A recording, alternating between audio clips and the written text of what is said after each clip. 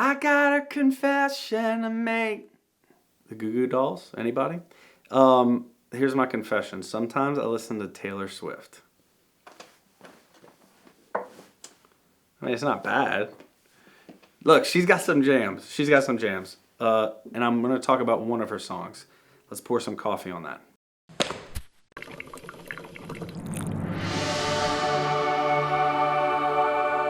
Hey guys, you're watching Coffee Talk, where we drink coffee and talk about Jesus. We're talking about Taylor Swift as well. T Swift, as some know her. And every once in a while, I like to turn on her jams, drive in the car, maybe roll the windows down if it's spring. She just released an album this past summer. It's called Lover. And one song stuck out to me because it was sonically beautiful. As the kids say, the beat was good. But as I listened to the lyrics, I was a little apprehensive and taken back and confused, and I wanted to delve deeper with you into the lyrics. And this song is called False God. False God is a catchy slow jam in which Taylor uses a running metaphor between her romantic relationship and even sexual acts as religious experiences. It kind of falls in the same vein as Hozier's Take Me to Church, if you're familiar with that. And obviously, Take Me to Church by Hozier, and even if you listen to the lyrics of False God, obviously there's something wrong. There's something not quite right. I'm going to read you a couple of these lines. But we might just get away with it. Religion's in your lips. Even if it's a false god, we'd still worship. We might just get away with it. The altar is my hips. Even if it's a false god, we still worship this love. And then Taylor even gets more specific and uses Catholic imagery and language. She goes on, I know heaven's a thing. I go there when you touch me. It's kind of weird to just read it out loud. Sorry. Hell is when I fight with you, but we can patch it up good, make confessions, and we're begging for forgiveness. Got the wine for you. So she's talking about confessions, she's talking about wine, she's talking about altars, she's talking about hips and lips. And I think the temptation is to hear this and say, whoa, how dare she, and act all indignant and like, oh, she's persecuting the church, and throw it out and not look deeply into what's going on here. So I'm going to push against that temptation because I think her use of this metaphor, while not completely appropriate, shows us a deep reality that Taylor's seeing into, and even Hozier saw into, that something's written deeply into the human heart and something that connects masculinity, femininity, sexuality, and the divine. And they didn't get it completely right, but it shows us there's a great desire in the human heart for something deeper. And this is what it is. The reality is that here on earth, we ultimately sometimes start worshiping the symbol, not the reality. We worship something earthly and we make it a god instead of seeing how it points us to something greater, something beyond us, how it points us to God. And the same happens, and obviously we see it when it comes to human sexuality.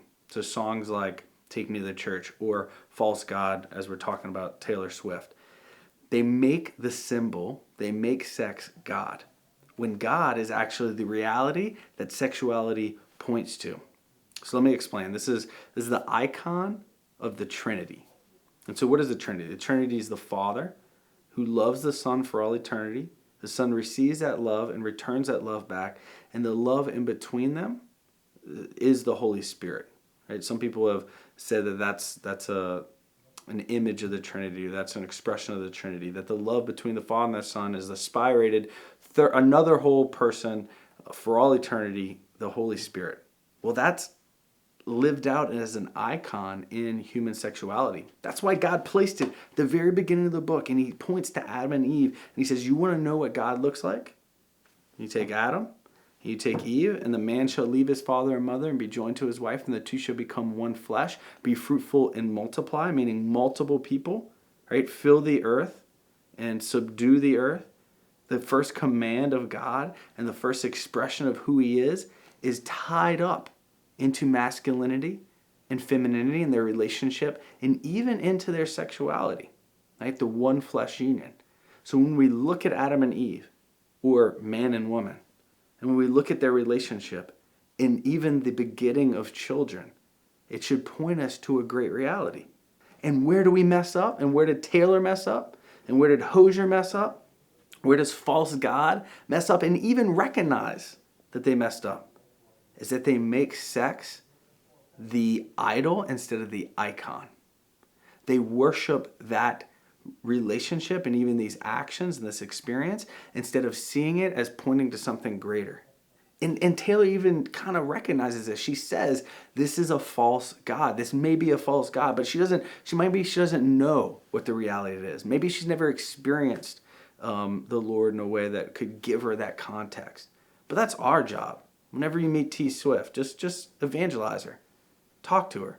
Say like, hey, that song is actually pointing to something greater.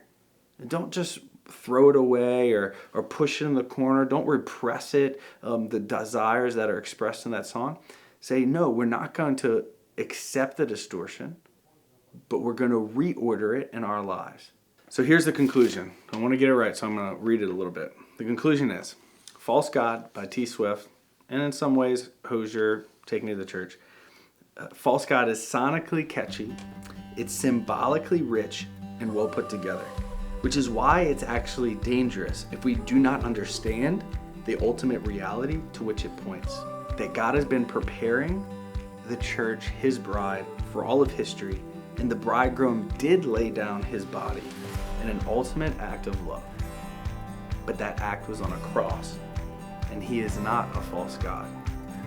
He is the reality to which all our loves, all our desires, all our passions ultimately points.